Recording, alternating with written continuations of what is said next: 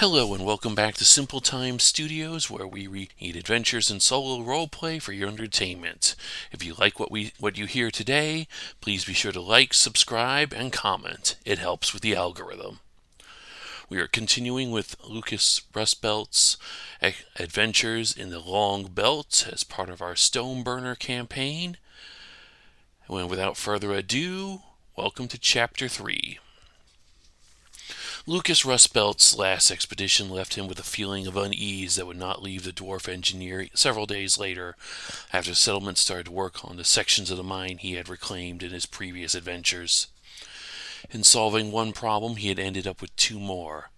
Sitting in his office in the settlement town hall, he contemplated which problem was more pressing as he looked at a map of the Long Belt sectors the community had access to. Both of his problems felt equally pressing. One he knew was urgent, the other was more murky but left him with a nagging feeling that didn't sit well with him. Who was Fermar Ironpick? What had he done to anger someone powerful enough to send bounty hunters after him? So much was still unknown, but at least he knew where to begin. Back to where the bounty hunters were last seen, Kazambaran. The Coalbreaker expedition was another problem. One he was familiar with, even if his information didn't help where the missing rival expedition had gone. The Rustbelts and the Coalbreakers had had a very strained relationship for longer than Lukas could remember. Century-old debts that had never been repaid, tithe demands, constant meddling in the Rustbelt's government and decision-making, heinous behavior towards the Rustbelt clan's non-dwarf trading partners. The list of grudges the Rustbelts had against the Coalbreakers was longer than the length of the settlement. A list that told Lukas everything he needed to know about the Coalbreakers except where their blasted expedition went. Logic dictated they were also somewhere in Kazambaran. Their equipment and ship were wrecked in the asteroid mines of that sector, but Kazambaran was honeycombed with equipment caches and transport to other sectors of the mine. If the Coalbreakers had found a ship that had been left by Broker Longneck, they could be anywhere in the asteroid fields. For a brief instant, Lukas looked at the sector that had just opened up, Urukava Barak. He had heard rumors about this sector. The rumor was whatever corruption that had taken hold of House Grandrock before its fall from grace was at its strongest here. And so was the unclaimed wealth. Lukas shook his head. No. All signs showed he needed to ignore Urukava Barak for now. The trail with the bounty hunters didn't lead there, and at present neither did the Coalbreakers trail. He needed to focus on Kazambaran. Two entities currently challenged his control of a relatively stable sector. He needed to challenge both of them right back. He needed to head back into the mines. Gathering his gear, the surly dwarf engineer left the relative safety of the settlement for the mines once again. This time heading down a tunnel he never went down before. The one Ironbeard said the bladed chains hunters had gone down. Okay, rolling for our starting event and starting room. Okay. Lukas Rustbelt gagged briefly as he stepped into a broad cavern near the tunnel entrance. The pungent smell of fresh fecal matter assaulted his nostrils. Something was living here. Some kind of mine vermin, if he had to guess. One that had been making itself at home for quite a while, if the smell was anything to go by. The cave was largely empty, but showed clear signs of being a hangar for ships at one time. The gray, porous space rock had been hollowed out to make space for landing pads for small shuttlecraft. On the far end of the cavern was a rusted dwarven hangar door that had shown signs of recent use. For that matter, two of the pads were devoid of the dust and dirt that had covered the rest of the landing pads. A single cargo droid lumbered along, slowly making its way towards Lukas and Dumpling. Lukas quickly scanned the droid with a tradesman's eye, noting that it appeared to have been heavily damaged recently. Okay, consulting the Stoneburner question oracle. Is the droid dangerous? I give it a 50-50 odds, and yes. Okay, oracle says no, and Error! Error! Error! The cargo droid squawked before stumbling halfway in its walk towards Lucas. Looking to his left and then to his right with a suspicious glare, he signaled for Dumpling to set up a sentry position while the dwarf engineer walked towards the damaged cargo droid guarding the hangar with Lucas having his oversized wrench in one hand and his toolkit in another. Now beside the droid, he poked it first with his wrench and then again with his armored boot. Getting no response and now convinced that the damaged robot wasn't playing dead, he opened up his toolkit and started running diagnostics. Maybe there was something in the data files about who was here and who damaged the droid. Okay. Rules for the basic sinker fixer trait have been changed as I'm playing this on the beta rules. Okay, instead of rolling. And I still rolled a 3 on my die. I succeed, but there are complications. Lucas managed to download the last few days of video footage from the robot's memory core, but caused the industrial loader to spark and short out before falling over completely inert. The dwarf engineer groaned. Nothing short of a full refit would bring it back to life. A pity. He would have liked to have this hangar and his equipment available to help expand the colony. At least he successfully extracted the contents of the memory core. Maybe that would help once he got back to the settlement after he finished exploring this level of the mines. There had to be more clues here. Okay, adding downloaded memory core to his inventory and rolling my next room die. Okay. At first, there didn't appear to be any way forward that wasn't blocked by a cave-in, but after some searching, Lucas found a smooth stone surface with several metal grates. A warm and foul breeze gently blew out of the grates. Of course the vermin would make their nest in the ventilation system. Why wouldn't they? Lucas grumbled rhetorically and attempted to pry off the largest of the grates. The grate gave way easily with a little persuasion from a pry bar, leaving a very cramped ventilation vent for him to crawl into. A second later, Dumpling clambered in after him, the combat turret robot having a much easier time navigating the vents than he was. Okay, risk oracle time. No idea what my level of risk is, so I'll just roll a d6. 6 on a d6. There is no risk, you simply just do it. Okay, rolling my next room die. Okay, I can still work with this.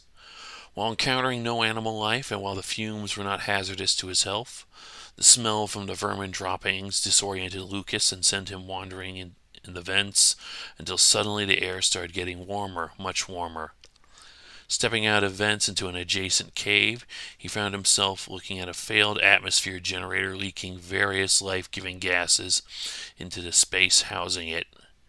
Here the vermin made their foul nest, gathering all sorts of little bits and bobs from the rest of the mine to make their home.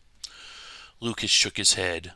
Unfortunately, the creatures would have to be exterminated and the cave fumigated so it can be reclaimed for the settlement. Stepping deeper into the cave, he looked to see if there was anything else of note. Okay. On the far end of the cave was a small campsite set up around a bubbling pot of dwarven stew set over a small campfire. The stew pot was covered and the rest of the campers' possessions were carefully stowed away to keep the vermin out. Wrench in hand and Dumpling in an overwatch position behind him, Lucas slowly approached the camp. "Hello? Is anyone here?" From a small sleeping bag suspended on a raised platform overlooking the rest of the campsite, a tired voice croaked. "Can't Aurora Dynamics let an old dwarf just die in peace?" The voice owner grumbled as he stuck his head out of his sleeping bag. "Oh, you're not them. Who are you?" "Lukas Rustbelt of House Rustbelt, heir apparent of House Grandrock." "Heir apparent? They finally figured out who would receive old broken Longneck's estates?" The other dwarf asked as he crawled out of his sleeping bag and climbed down to look Lucas eye to eye like a proper dwarf. Lucas noted the stranger's manners were about the only thing about him that were currently proper. Disheveled red hair and beard that might have been magnificent at one time, a dirty set of laboratory clothes, and no apparent weapons, Lucas was quick to also note. No apparent weapons, at least. That they did. Yes, I am the new lord and master of these mines. And who am I addressing? The other dwarf looked to see if Lucas was alone before answering. His eyes glinted with genuine fear. Fermar of House Ironpick, have you heard of me? He asked. Lucas noted that he referred to himself and not his clan. Lucas considered his next words carefully. Yes, I have. You're wanted by a group of lying bounty hunters from the Bladed Chains Guild that claimed you're wanted dead in 12 star systems. So who are you really? Well, who is Aurora Dynamics? And why did they send a group of bounty hunters looking for you? Fermar's eyes narrowed. Would you even believe me if I told you? Well, they deliberately omitted which guild they were from and tried to convince me that you were either a pirate or a mass murderer, so that's a point in your favor. And besides, if you can't trust a fellow dwarf, then who can you trust? Lucas replied, hoping that was enough to convince Fermar to trust him just enough. It was. The dwarf fugitive relaxed a bit. Aurora Dynamics was a human megacorporation. It was recently bought out by the Elven Dominion.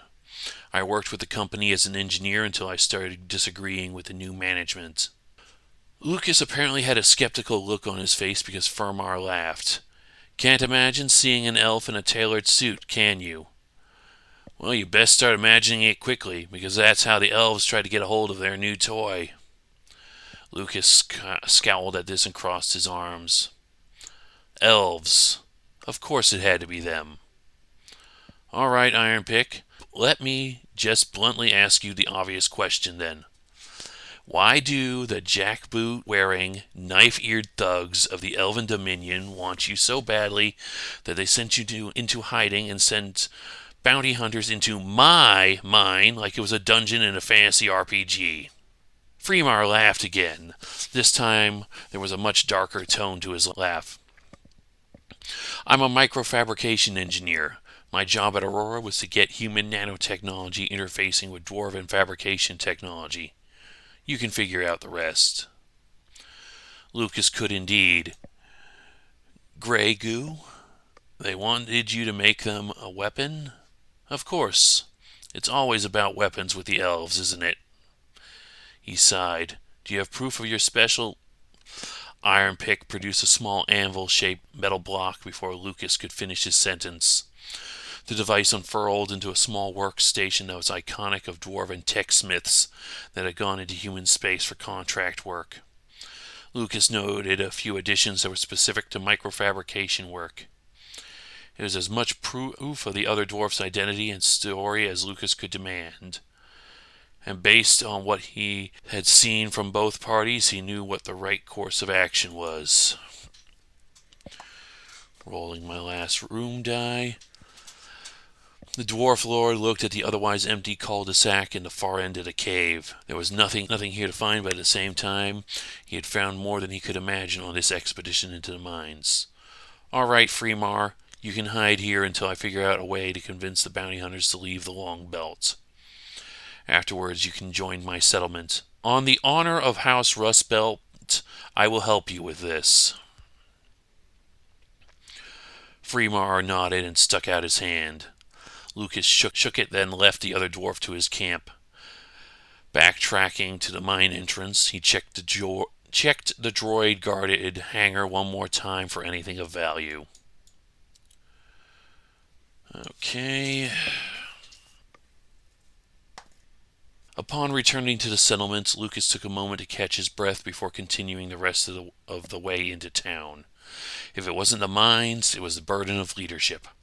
Walking along the weathered stone streets, winding past dormitories and storerooms, past the workshops for maintaining the equipment that made the colony habitable and kept the mine humming, he returned to the governor's residence and straight for his office.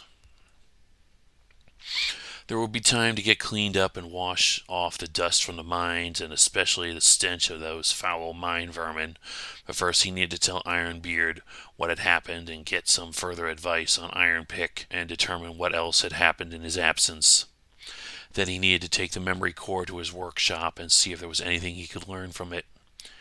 He was close, so painfully close, yet so far from protecting the settlement from its immediate threats. Stepping into his office, he sat down behind his desk and activated his holocomputer. Ironbeard was off duty. Lukas sent a message to speak with him at the other dwarf's earliest convenience about the previously discussed security issue, so the Dwarven Sinker went through his correspondence. Colonists were starting to come in, but progress was slow due to the size of the passenger craft the colony could accept. They were going to have to do something about that. Though on the positive, the workers were finally free and there was enough building materials available that Lukas could command the construction of a proper addition to the colony. Lukas Rustbelt rubbed his chin as he considered the colony's options. While he would have preferred a proper infirmary or armory in preparation for when they finally encountered whatever had corrupted the Long Belt, those were still out of reach. On the other hand, he still had many options at hand. A tavern or a library in the residential quarter, a bank in the main quarter, or a farm or a foundry to give the colony additional provisions or industrial capacity. Now that they had the materials, he was nearly paralyzed by the decision. Shaking his head and realizing the choice was obvious, Lukas signed the order to start construction on a greenhouse farm. The more he thought about it, the more the decision made sense. Everything else would have been pointless if they didn't get another source of food before their provisions ran out. And besides, the halflings traveling with the Rustbelts were largely gardeners and farmers. They needed something to occupy themselves now they had started to arrive, if that last message from the resettlement fleet was anything to go by. Best to occupy them doing what they did best. Turning his computer off after a few more cursory searches on the data networks and massaging the bridge of his nose, he shook his head and started to leave his office. The memory core was deposited in his personal workshop, and he went to his room to take a shower. If there was any clue at all regarding that mystery with the coal breakers, it could likely wait until after he got cleaned up. A little while later, he returned freshly cleaned from the shower to find Ironbeard waiting for him in the foyer. "Security issue, laddie?" the dwarf striker captain asked with a wry smile. "Those bounty hunters haven't returned since the last time I met with them. Did you find Iron Pick? What's the real story?" Lukas looked to make sure there wasn't anyone else listening, then recounted his last expedition. How he found Freemar in a vermin nest that they would need to clean out. How the dwarf fugitive claimed to be an engineer working for Aurora Dynamics that had tried to leave after the company had been bought out by the Elven Dominion, and that the elves wanted him to work on a nanotech-based weapon. Ironbeard was silent through all of this, listening intently, and nodded. "And you believe him?" Ironbeard asked. It was as much of a statement as it was a question. "I have a hard time thinking of a reason why he would lie to a fellow dwarf. I even went and checked what I could about his story before you got here anyway. Aurora Dynamics is a legitimate company. It was bought out by the Elven Dominion for a surprisingly low amount, and it was working with House Ironpick until its buyout." Lukas shrugged. Everything Freemar said appeared to be true. "So he was telling the truth. Well, that means things are even worse than we first thought. It means the elves are preparing to go on the warpath again, and this time it'll be even worse. We need to throw those bounty hunters off of his trail. Are you sure they won't be able to find him?" Lukas shook his head. The tunnel to Freemar's cave collapsed. The only way in is through a narrow ventilation tunnel that's barely big enough for a dwarf. It would be too small for anyone taller like the hunters. We'll have to dig him out after the bounty hunters have left. Ironbeard nodded. "Well, I suppose we've both done all we could for today. We'll have to continue tomorrow," he replied before seeing himself out with a nod. Lucas nodded in turn and headed upstairs to bed. Tomorrow would be another day. The next day, Lucas got up and went to his workshop immediately after a light breakfast. The memory core was plugged into a diagnostic computer in the corner of his small workshop, and the computer immediately began pulling all the available video footage from the storage device. It only went back 24 hours from the moment he accidentally shut the droid down, but hopefully that would be enough.